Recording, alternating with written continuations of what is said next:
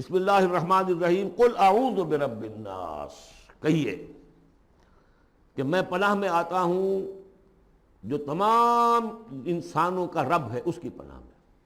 ملک الناس، صرف رب ہی نہیں ہے، بادشاہ ہے، تمام انسانوں کا بادشاہ ہے۔ الہ الناس، تمام انسانوں کا معبود ہے۔ من شر الوسواس الخناس، اس وسوسہ کرنے والے خناس کی جو پیچھے چھپ جاتا ہے، الذی یوسوس فی صدور الناس، جو لوگوں کے سینوں میں وسوسہ اندازی کرتا ہے، اس کے شر سے پناہ مانگتا ہوں۔ یہ جو شیطان لعین ہے جس کے بارے میں آتا ہے کہ ان الشیطان یجری من الانسان مجری الدم، حضور کی حدیث ہے یہ شیطان تو اس طریقے سے انسان کے وجود میں سرایت کر جاتا ہے جیسے کہ خون سرایت کر رہا ہے۔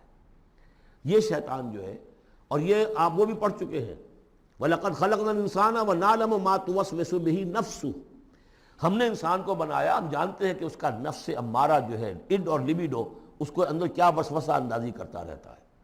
تو شیطان کو بھی کوئی اور اختیار حاصل نہیں ہے، ہمارے اپنے سفلی داعیات، ہمارے جو اینیمل انسٹنکٹس ہیں، ہماری جو خواہشات ہیں، شہوات ہیں، ان کو وہ بھڑکاتا ہے، جس کے لیے حدیث میں آتا ہے کہ اس کی تھوتنی جو ہے وہ زمین جو وہ دل کے اوپر ٹکا کر پھونکے مارنی شروع کرتا ہے تاکہ وہ شہوت میں اشتعال پیدا ہو جائے اور سفلی جذبات میں اشتعال پیدا ہو جائے۔ اس کی اس کو اللہ تعالیٰ نے طاقت دی ہے۔ یہ ہے وسوسہ، وسواس الخناس۔ اور خناس کیوں کہا؟ اگر آپ ذکر کریں گے لا حول ولا قوت الا باللہ، فوراً بھاگ جائے گا۔ تو ذکر سے جب دل خالی ہوتا ہے، دل میں اگر اللہ کی یاد نہیں ہے تو شیطان آئے گا، تھوتنی ٹکائے گا اور پھونکے مارے گا۔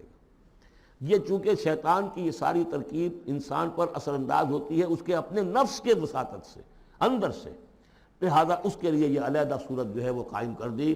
قل اعوذ برب الناس ملک الناس الہ الناس من شر الوسواس الخناس الذی یوسوس فی صدور الناس من الجنۃ والناس، خواہ وہ جنوں میں سے ہوں یا انسانوں میں سے، ان میں وہ وسوسہ اندازی کرتا ہے۔ اب اس کو جوڑ لیجئے آپ پہلی صورت کے ساتھ۔ سورہ فاتحہ میں کیا ہے؟